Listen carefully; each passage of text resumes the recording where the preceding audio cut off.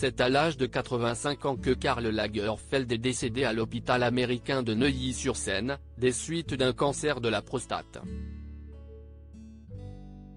Quelques heures avant de rendre l'âme, conscient que sa fin était proche, celui qui a marqué de son empreinte le monde de la mode aurait murmuré à l'oreille de Sébastien Jondot, son petit protégé, « C'est quand même con d'avoir 3 rôles, c'est de finir dans une chambre pourrie ». Peu après l'annonce de sa disparition, le grand couturier a reçu une pluie d'hommages sur la toile. Et sa mémoire est loin d'être oubliée. Karl Lagerfeld a ainsi été choisi pour être le thème du dernier Met Gala de New York, l'événement annuel qui réunit une pléiade de stars triées sur le volet, sur le tapis rouge. Au cours de sa longue carrière, Karl Lagerfeld a amassé quantité de biens prestigieux. Il était propriétaire de 4 luxueux appartements et de nombreux véhicules de grande marque, qui devraient revenir à 8 héritiers désignés. Parmi ces derniers figure le mannequin Battiste Giabiconi, que le célèbre créateur avait pris sous son aile. Mais également son ancienne gouvernante, qui s'occupe désormais de Choupette, la célèbre chatte du défunt. Seulement, 4 ans après la mort de Karl Lagerfeld, son patrimoine n'a étonnamment toujours pas été redistribué. Battiste Giabiconi et Karl Lagerfeld Dr un héritage compliqué à estimer. Il faut croire que la gestion de la succession de Karl Lagerfeld est extrêmement compliquée à régler. Ses héritiers n'ont encore rien pu toucher de la part qui leur revenait.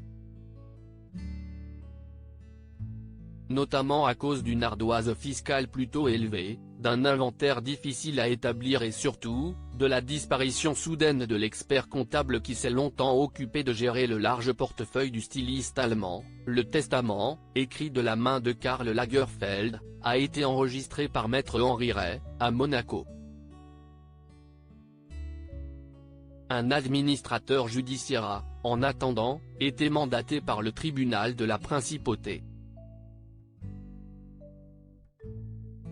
Peut-on lire dans les colonnes du Parisien. On apprend également dans le quotidien que le dénommé Lucien Friedländer s'est évanoui dans la nature depuis 2019, ce qui bloque les procédures d'exécution du testament.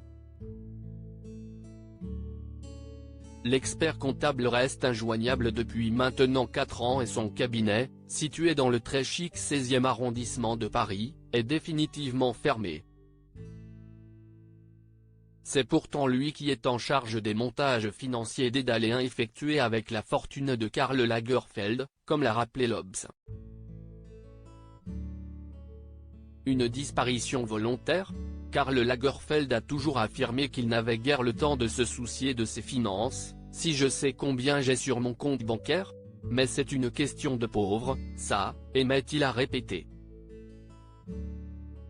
C'est donc tout naturellement qu'il a tout délégué à Lucien Friedländer, qu'il surnommait en allemand Mein Kinder Madechin, Manounou, en français. Et celui-ci a pris grand soin de traduire les multiples activités de son client en une myriade de sociétés détenues par d'autres sociétés, la plupart domiciliées dans des contrées à la fiscalité réputée clémente.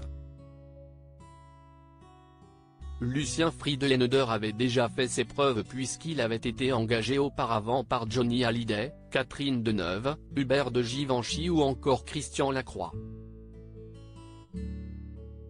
Ce dernier l'avait d'ailleurs décrit comme une silhouette à la Balzac, un homme charmant toujours pressé. Alors, les représentants des héritiers de Karl Lagerfeld parviendront-ils à lui mettre la main dessus ? Affaire à suivre.